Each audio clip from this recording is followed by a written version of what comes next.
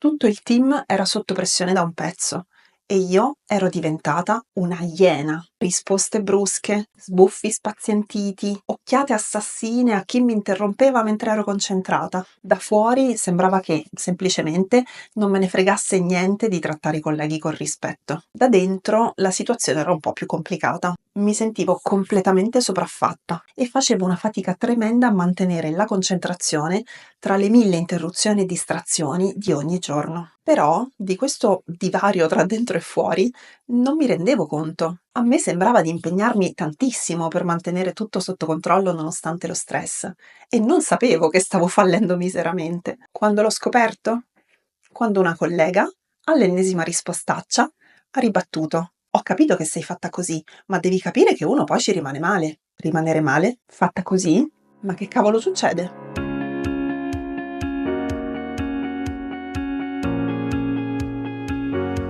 Ciao, io sono Eleonora e sono una leadership coach.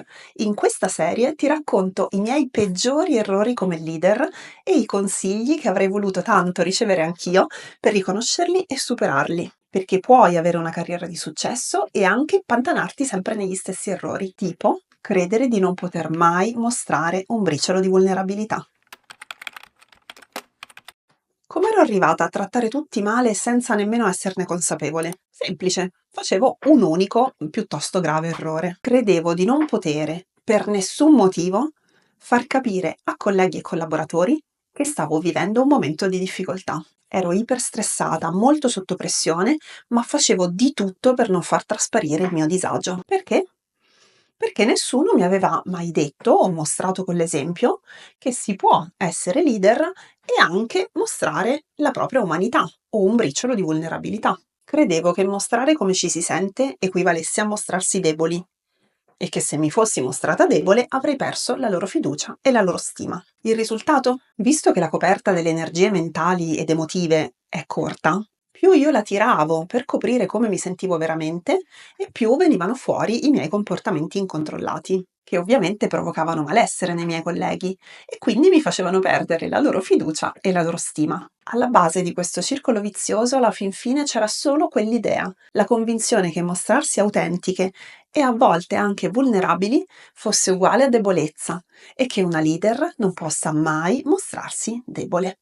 È mai successo anche a te di scambiare autenticità e vulnerabilità con debolezza? Se ti riconosci in questa convinzione, continua a guardare perché ti sto per proporre 3 passi pratici per scardinare questo preconcetto poco utile e portare più armonia nel tuo team. Ma prima, se ti va, raccontami la tua esperienza nei commenti oppure in privato con il link che trovi in descrizione. E se gli spunti che ti ho dato fin qua ti sono utili, dimmelo con un like. Cosa puoi fare quando ti senti in difficoltà per non danneggiare la relazione con i tuoi collaboratori e anzi portare più autenticità nel tuo team? 1. Riconosci i tuoi automatismi. Prima di tutto ci vuole un atto di consapevolezza. Io sotto pressione diventavo una iena. E tu? Cosa fai? Cosa smetti di fare? Come cambiano i tuoi atteggiamenti? Qualunque sia la tua valvola di sfogo automatica per le emozioni scomode, il primo passo per cambiare approccio è esserne consapevole. 2. Promuovi la trasparenza. Puoi dire alle tue persone: so che quando sono sotto pressione tendo a quello che fai. Mi impegnerò ad accorgermene in tempo e a non comportarmi così in automatico, ma so già che non ci riuscirò sempre. Per questo vi chiedo: 1. Di ricordare che il mio comportamento ha a che fare solo con me e non con voi o con quello che state facendo. 2. Di dirmi quando i miei comportamenti vi disturbano, in modo che io mi svegli, me ne renda conto e mi possa correggere. 3. Solo se siete a vostro agio nel farlo, di condividere con tutto il team quali sono i vostri sfoghi automatici, in modo che possiamo essere tutti più comprensivi e più autentici gli uni con gli altri, anche quando ci sono in ballo difficoltà o situazioni scomode. Dubbi che forse ti stanno venendo su questa proposta. 1. Di fatto così chiedo una giustificazione preventiva. 2. Secondo me i collaboratori restano sconcertati da un discorso del genere. Sul primo dubbio posso dirti che no, non si tratta di ottenere licenza di uccidere. Si tratta di fare proprio un patto di trasparenza in cui tutti quanti, sia tu sia i tuoi collaboratori, vi dite che volete e potete essere onesti su che cosa sta succedendo nel team e su come vi sentite. E sul secondo dubbio, sì, è possibile che ti guardino come se fossi diventata un'aliena, soprattutto se fino ad oggi non avete mai parlato apertamente di bisogni, stati d'animo o momenti di vulnerabilità. Ma non importa cosa c'è stato prima, puoi scegliere di cominciare oggi e il prossimo suggerimento ti aiuterà a farlo in un modo un po' più leggero, diciamo.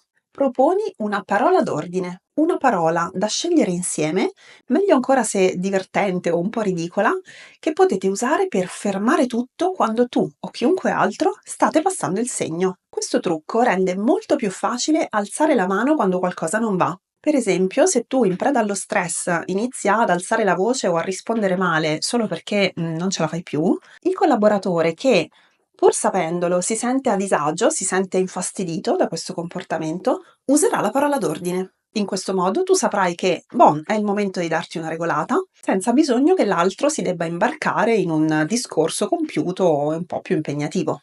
Cosa ti porti a casa di utile da questo video? E qual è la prima azione che metterai in pratica? In descrizione ti lascio 2 risorse gratuite che possono aiutarti. Con la prima ti alleni a esprimere con chiarezza e senza timori i tuoi pensieri, emozioni e bisogni anche sul lavoro. Con la seconda ti propongo un sacco di idee e di trucchi facili per lavorare in armonia anche nei periodi più stressanti. Se questo episodio degli errori di leadership che non rifarei ti è piaciuto, fammelo sapere con un like e per non perdere il prossimo, iscriviti al canale e clicca sulla campanella. Grazie per essere stata qui e alla prossima!